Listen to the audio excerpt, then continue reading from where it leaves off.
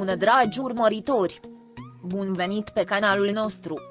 Te afli la adresa potrivită, unde poți accesa instantaneu cele mai recente știri.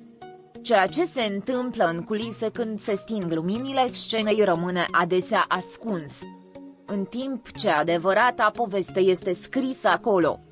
Toată manipularea și jocul de putere de care a dat dovadă Halil Ibrahim pentru a orchestra plecarea lui Slatirkoglu nu a afectat doar cariera unui actor. A fost o lovitură severă pentru simțul justiției al echipei de producție, al profesioniștilor din industrie și, cel mai important, al publicului. Ar vrea cineva să fie implicat într-un scenariu în care persoana cea mai apropiată de el ar fi eliminată insidios? Dar, din păcate, Halil Ibrahim a implementat cu succes acest plan întunecat în culise. La început, telespectatorii s-au concentrat doar pe chimia, armonia și narațiunea emoțională pe care o vedeau pe ecran. Dar când bârfele din culise au ieșit la iveală, adevărul a fost dezvăluit. Numele menționat după ce Slatirkoglu a părăsit voluntar proiectul era mult mai mult decât un simplu jucător de rezervă. A fost aproape o mișcare deliberată de a ignora ani de efort, disciplina strictă a muncii, eficiența și creativitatea și de a le alunga de pe scenă de dragul romantismului noi fețe. Această măsură a creat un val de profundă dezamăgire și furie în rândul celor mai fideli telespectatori. Nu doar publicul, ci și producătorii, regizorii și sindicatele actorilor cu experiență din industrie nu au putut suporta această atitudine. Înlocuirea unui jucător cu altul într-o operațiune sub acoperire contravine eticii profesionale. Îl devalorizează pe oricine muncește din greu. În timp ce povești despre apartenența la o familie erau spuse pe scenă, sistemul de șantaj stabilit în culise arunca o umbră asupra reputației chiar și a celor mai serioși profesioniști. Nu se știe câți oameni au tăcut de teama de a-și asuma roluri și câte voci puternice au fost sacrificate. Poate că motivul fundamental pentru care Halil Ibrahim acționează cu o obsesie atât de agresivă față de putere este ego-ul său blocat și sentimentul de incompetență. Puterea are sens în sine. Totuși, voința și dimensiunea etică care o ghidează sunt importante.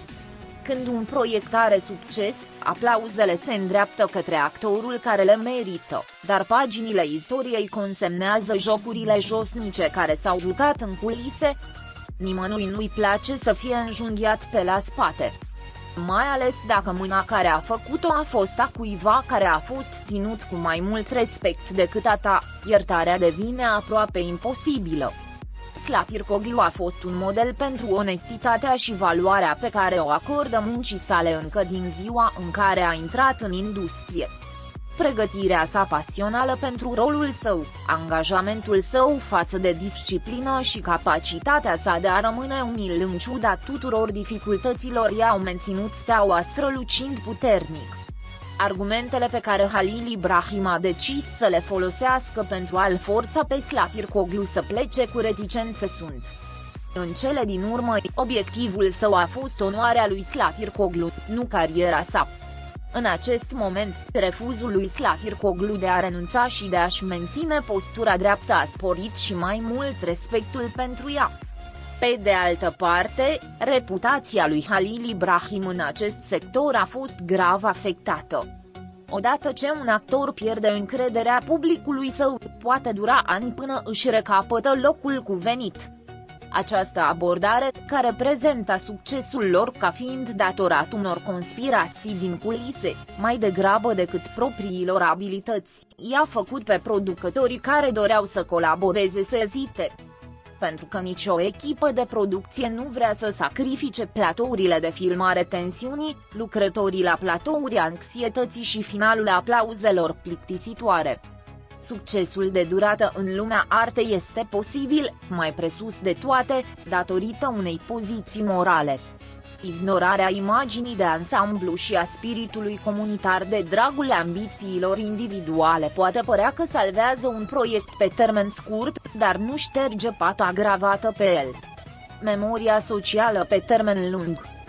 strategia secretă de înlocuire a lui Halil Ibrahim nu ar trebui interpretată doar ca o lovitură de stat împotriva lui Slatyrkoglu și nici nu ar trebui respinsă ca o simplă mișcare în carieră. Este un exemplu dureros al modului în care relațiile de putere și autoritate pătrund în mediul artistic. Scopul acestei rubrici nu este pur și simplu de a exprima o plângere individuală, este, de asemenea, un apel sectorial.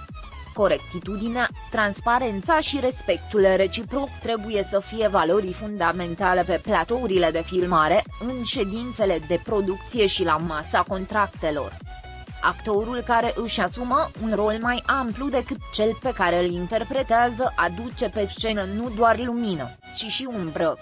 Și această umbră ascunde latura luminoasă a artei. Nevoia de putere și control în toate aspectele vieții este inerentă ființelor umane. Însă această nevoie poate degenera în tiranie dacă nu este echilibrată prin mijloace raționale. Conspirația lui Halil Ibrahim împotriva lui Slatyrkoglu a dezvăluit această tendință spre tiranie. Înlocuirea unei persoane a cărei încredere a fost zdruncinată și a cărei muncă a fost devalorizată îți poate oferi un sentiment de elevare. Însă acest sentiment nu este niciodată echivalent cu adevăratul succes și recunoaștere. Nu trebuie să uităm că publicul îl iubește pe actor în fața camerei, nu mașinațiunile din culise. Comunitatea profesională judecă, de asemenea, caracterul din culise, nu performanța pe teren. Mutarea lui Halil Ibrahim către SLA a schimbat complet dinamica. Nu va mai fi niciodată același Halil Ibrahim. Pentru că odată ce încrederea este pierdută, odată ce onoarea este încălcată, ea nu se mai întoarce niciodată. În concluzie, acest joc necinstit nu este doar un exemplu de nedreptate individuală, ci și un semn al prăbușirii morale a sectorului. Ca telespectatori, ar trebui să știm că poveștile pe care le vedem cel mai des pe ecran sunt inspirate de realitățile din culise. Justiție, transparență și onestitate. Acestea sunt principii de bază nu doar în viața reală, ci și în limbajul universal al artei. Împotriva acestei strategii oribile a lui Halil Ibrahim nu numai Slatyrkoglu se opune. Apară drepturile tuturor lucrătorilor. Pentru că cei care cunosc cel mai bine durerea de a fi înjunghiat pe la spate sunt cei care au fost trădați de oameni pe care îi considerau prieteni și nu iartă niciodată o astfel de trădare. Pascali